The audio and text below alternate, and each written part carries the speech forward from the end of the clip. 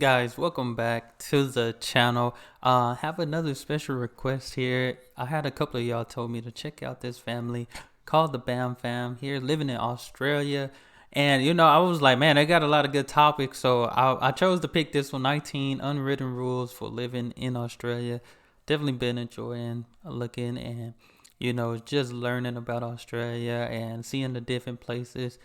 Definitely a beautiful continent, country. All in all, it's nice, very clean. So we finna check out the Bam Fam. Y'all hit that subscribe button, send down those recommendations. The Bam Famalam. There are some unspoken rules in Australia that go without saying, but the only problem is, if you've not grown up with these rules, they might take a bit of getting used to. So you've either got to learn them very quickly, or you will find yourself in some situations that are a little bit awkward / slightly funny. More awkward. More awkward, yeah. So the first thing is you're going to have to accept people taking the mick out of you, you taking the mick out of them, and just having that bit of banter between I can definitely attest to that, because I definitely heard a lot of Aussie humor in the comments, in different videos that I've seen so far. And growing up, like when you had a certain friend group, me and my friend, we roast on each other, or score roast, whatever you want to call it, on each other all the time, but we don't take it harsh, like hard feelings type of thing like that. It's like you're buddies, so you feel like you can do that with people people you don't know. Some people take offense, and some people just sensitive these days, you know what I'm saying? So yeah, the Australians love humour, and the chance to have a laugh at other people's expense, or even at your own, is greatly appreciated here. And do you know what will make you fit in even more? Is if you give it back. So don't just take having the mick taken out of you, take the mick out of others as well. Secondly, words will get shortened or changed, and that's just part of living in Australia. Your name, the time of day, even what you're eating. For example, hey Benno, I'm off to Macca's and I'm gonna go and ask for extra avo in my sandwich, the Savo. Okay, I didn't know people get avocado in a sandwich, but let me kind of move out the way so y'all can see. She said, hey, Ben, I'm off to, I call it Mickey D's, you know what I'm saying? Going to Mickey D's, and I'm going to ask for extra avocado or avo on my sandwich. I say sandwich. This avo, okay. I'm all for the shortening things, because if some of y'all probably don't know, but my real name is D'Artagnan. It's hard to pronounce, and people struggle with my name pretty much all my life. I've been called D'Artagnan. My name is spelled and sound how it's spelled. That's why I shorten it, and I just have people call me Dar.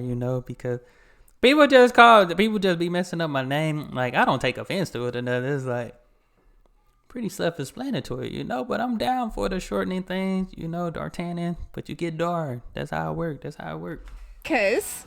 And I'm gonna go and ask for extra avo in my sandwich, the Savo. Extra avo. See what we did there? Forever teaching Australian language. Yeah, nah. Another thing is, it's all right to call everyone mate. Mate. Even if they're not your mate, or mate. You don't even know who they are. I often turn up to drop stuff off to people, and I call them mate, because all it means is you don't really know their name, but you're just going to call them mate. Or another thing is you say old mate. Old mate. So we've noticed it in situations that we probably would never have heard of someone being called mate before. For example, we expressed an interest in a house when we first moved to Australia, and we let the real estate agent know. We said, we're interested in this house, and he sent an email back, and it was like, cheers mate. It just surprised us because it was in a professional setting and we weren't used to that. We've also noticed it used in a stern tone when someone has stepped out of line. So like, mate, that wasn't okay, is something that can be used as well. So you don't need to necessarily call someone your mate because they're your mate, they don't need to be your mate. But anyone... I think that's a good thing though, just because like I don't think if I would have said, "Oh, thanks, bro," "All right, bro," "Thanks, fam," I don't think that probably would have worked in a professional setting unless I knew the person like a little bit more. But I think mate is a pretty professional word you can use, to address, especially if you don't know the person's name or, you just letting them know that, hey, we're together, we stick together, we're like family, But I like it. I think that's better than just saying, bro, what's up, bro, whatever. Like, I call people bro all the time. I don't think I'll do it in a professional setting though. Someone who is not Australian, being greeted with "how's it going" can be a little bit peculiar at first, and you don't quite know how to respond to it. Yeah, for the first couple of years, when people were saying "how's it going," I actually came out with, "Oh yeah, I'm feeling pretty good today." But that's not what they was actually expecting. For non-Australians, it does feel kind of awkward to begin with because you just don't know. But it seems to be more of a rhetorical question. Probably at most you would say something like, "Yeah, good, thanks." But other than that, you don't really tend to actually respond. They don't want a detailed response. That's how it is here in the States as well, because like I watch a lot of Europe videos and people, in Europe, they're like, somebody asks you, "How's everything going? How's your family?" Like, you tell them, like, the family's good, but when somebody say, "Hey, how are you?" "Good, thanks." I get that all the time here. Like, I'll be like, somebody say hello, I'll be like, "Hello, how are you?" "Good." I'll be that person. I'll be like, "Dang, they didn't ask," like, I walk up like, "Dang, they didn't ask me how I was doing." Sometimes, but I would have just said good or well myself. But that's the same thing here in the States, because most people try to avoid long conversation, especially when you're in the store or something. You're just trying to be in and out. That's all. It's a greeting. Only a greeting. We've also noticed when people are unhappy about how someone's acted or they're feeling a bit disgusted on how they've done something, they often say it's very un-Australian. Being un-Australian seems to be a real insult. Dang. So if someone has done something that's not really the right thing by another person, they could refer to them as, "That was really un-Australian behaviour." And that's pretty much the biggest insult that we've heard since we've been here.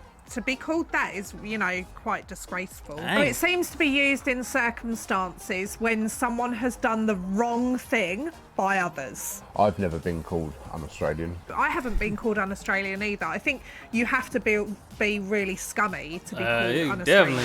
And also, furthermore to that, doing the right thing is considered to be a very good quality here. Good. I like that. It's kind of an expectation that you do the right thing by other people. Yeah. You've got to be very fair dinkum. And doing the right thing actually includes things like paying people fairly. Thanks. And not trying to underpay someone. I ain't gonna lie, I don't see how people honestly sleep well at night knowing they done got over on somebody or did somebody wrong. That's just me personally. So if you wanted a job doing at your house, you're expected to pay someone a reasonable amount of money, a fair pay.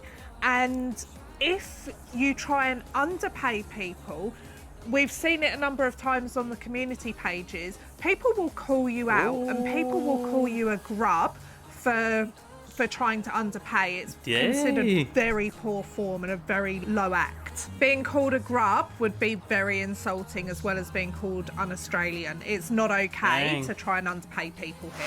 So while paying people a fair wage is expected, tipping isn't. Tipping is not part of Australian culture.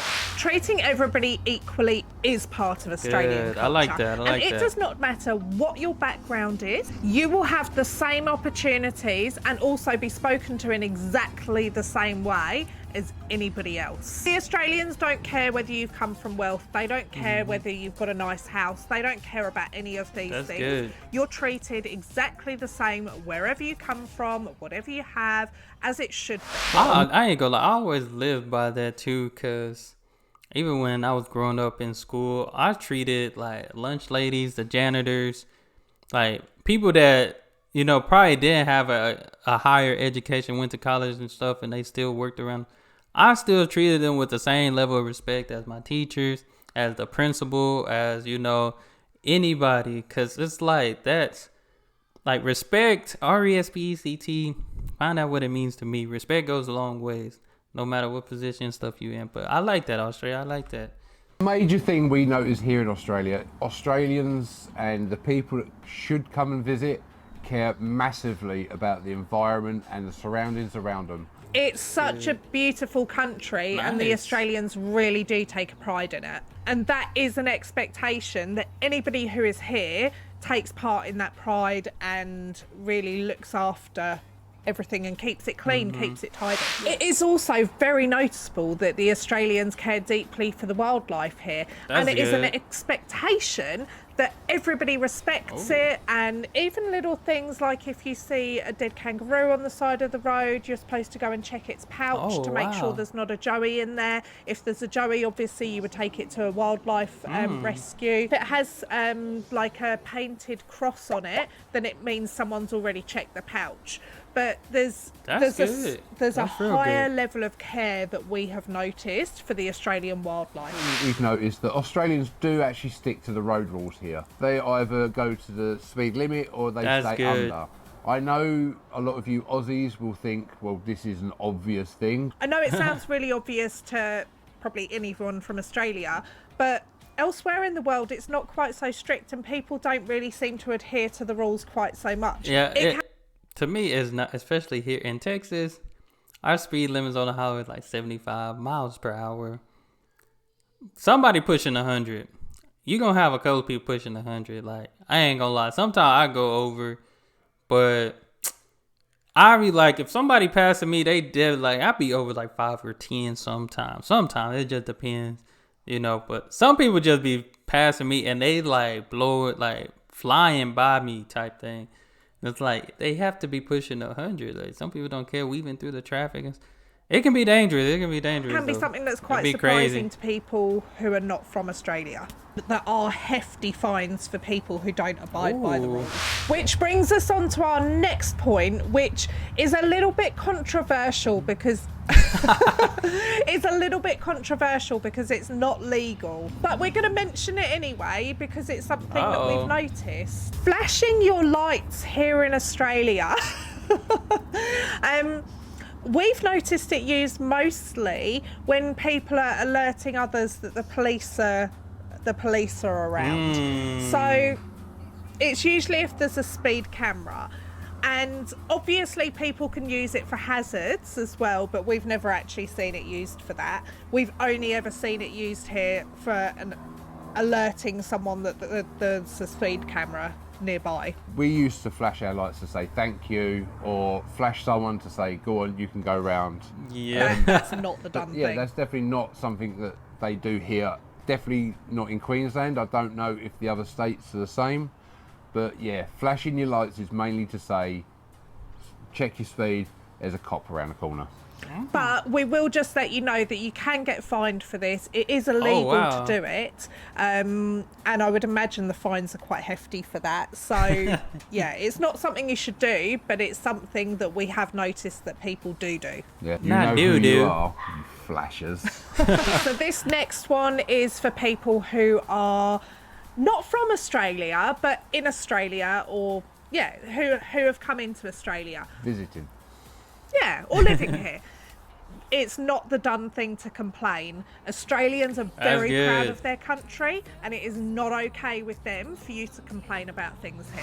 So when you're socialising and you're going to visit people, it's very much the done thing here to bring something with you. Either you decide you're going to bring the cake, like a dessert or something like that. This is something I definitely... It's something I definitely agree with, because some people, you have like, especially some family functions and stuff. And this for like the big family function, like maybe a family. I'm telling you, it will be a lot of food people bring one. Most people be bringing their appetite. That's what they be doing. They don't bring an appetizer. They bring their appetite and leave with more plates than they came. It's crazy. It's a crazy world out here, man. You're going to bring something for the barbecue.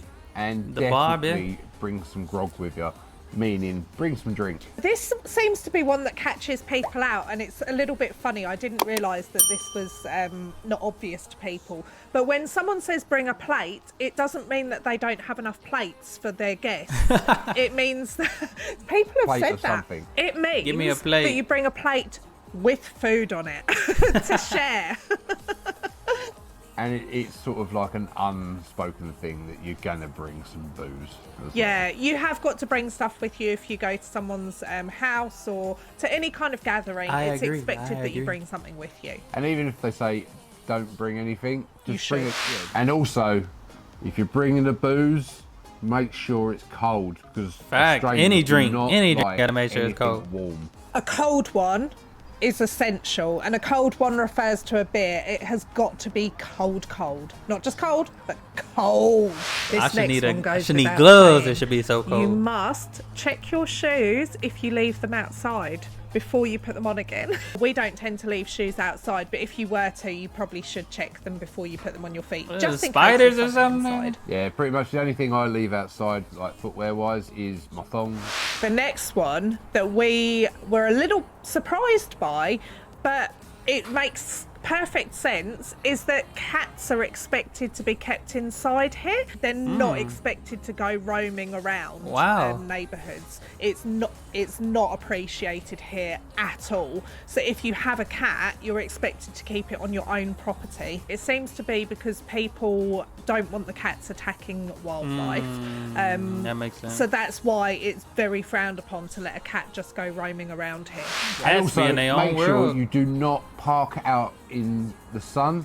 Make sure you park in the shade. It's not a case that of sun must be wanting to different. Park the closest to the shops here. You want to park wherever the shade is, because in the summer you don't want your car sat in the sun, because it pretty much becomes an oven. As we've mentioned in other videos, trying to touch the steering wheel or do your seatbelt up if your car has been sat in the sun, it burns. That's how that Texas heat is. Oh my, this summer, thank the Lord, I don't have leather seats enough, but I went to reach for my seatbelt once and I touched the metal part. I almost jumped out the car. It was so hot. So just before we go, we would love to announce the winner of last week's competition, and that is Fionn Bullock. What they win? Got with our first giveaway. You entered. You gave us the I'm gonna have to get in that giveaway next. The next giveaway. All of your photographs. It was so much fun. So thank you. Yeah, we do really appreciate and love seeing all these pictures and comments that we get. Congratulations, Fionn. We'll be in touch via DMs on Instagram. Well done. Hey, if you like this video, check out this one. Now, this was good. Let me see. Subscribed already. No, this was good. I definitely agree with them. And like I said, the very thing I liked is just how Australia, they're for their people, they're for respecting their country and being equal, not looking down on someone just because of what they have. You know, just helping and being a helping hand, positive attitude. That's what it's all about. That's why I like Australia. Definitely can't wait to visit there. But guys, that's all I have for this video. I appreciate you guys for sending me this family's channel to check out. Hey, keep the suggestions coming. Y'all hit that subscribe button. Y'all be blessed, be the best, and be you. I'm out.